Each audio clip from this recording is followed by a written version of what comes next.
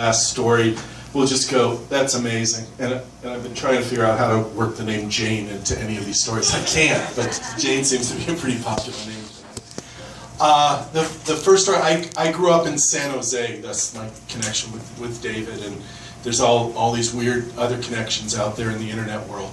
And so one of the stories that I was reminded of most recently when my daughter sent me a clip that was on the internet about a strange mistake, a medical mistake, of someone going in for one kind of surgery and ending up getting another kind of surgery. That it reminded me of, I don't know if any of you remember when you were 16. When I was 16, I was convinced there was no other gift in the world than me. Meaning I had the world ahead of me, and I was just an extraordinary individual, and I just was excited about being 16 and all those things we fixated on that we never had experienced, but of course we thought we were going to master.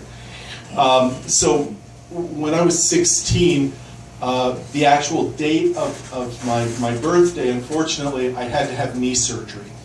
I had a football injury from a few years before, and I was already bummed the fact that on my 16th birthday I was not going to get my driver's license, which that was the most masculine thing you could possibly get at 16.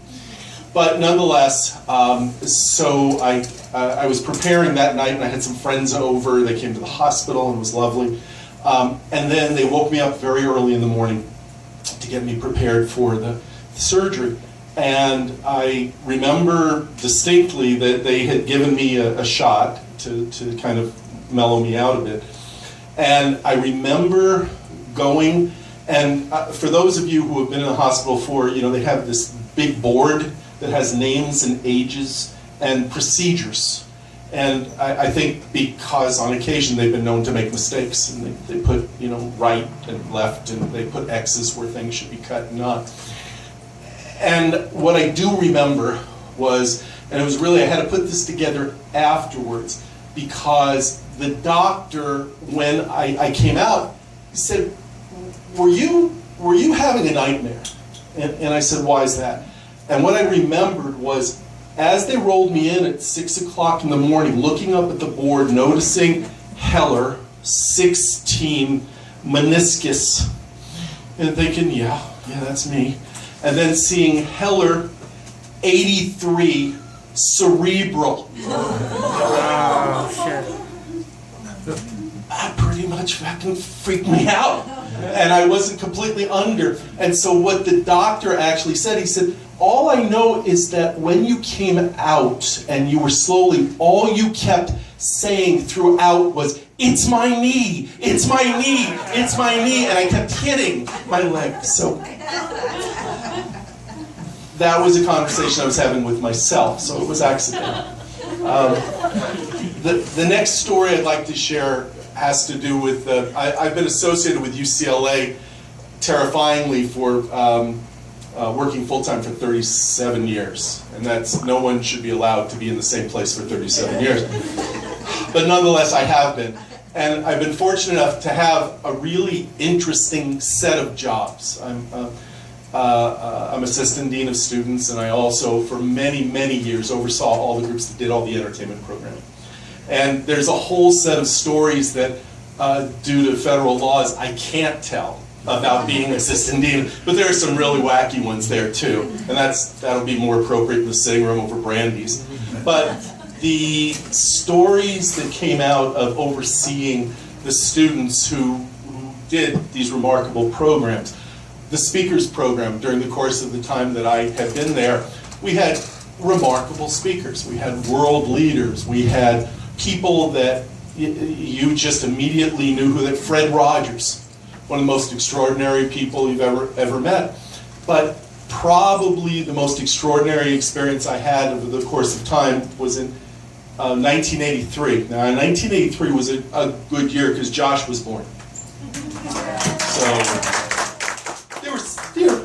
there are moments, but nonetheless, it was an extraordinary year. And the only way I really know that this story took place in 1983 was that I actually have a DVD of the speaking engagement. So we were giving an award to Betty Davis. Now, it scares me a little bit that 2 weeks ago when I gave that DVD to the speaker's director, she did not know who Betty Davis was. And I said, you know, with the eyes, and she did nothing, gone, just zip. Nonetheless, I explained to her I attempted to explain who Betty Davis was.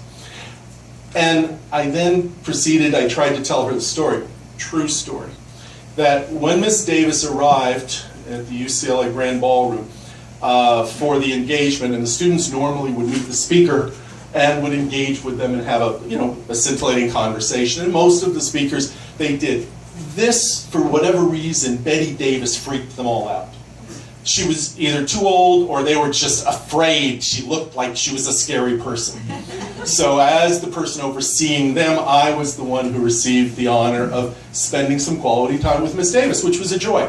And we chatted, and what I should also preface is a number of years ago, the students came up with a brilliant scheme that they had to come up with some award programs that they could get people to come who normally would not speak, or you couldn't afford to get them to speak, but instead, if you had an award, someone would come. So we had established a number of years before the Charlie Chaplin Award for outstanding contributions in entertainment. So it wasn't comedy, it was the body of work. So Miss Betty Davis was accepting this award.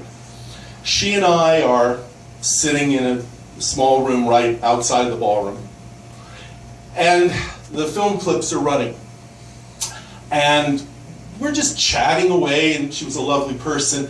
And I said, "You must be honored." And she said, "Mr. Heller, I cannot tell you how excited I am about this award.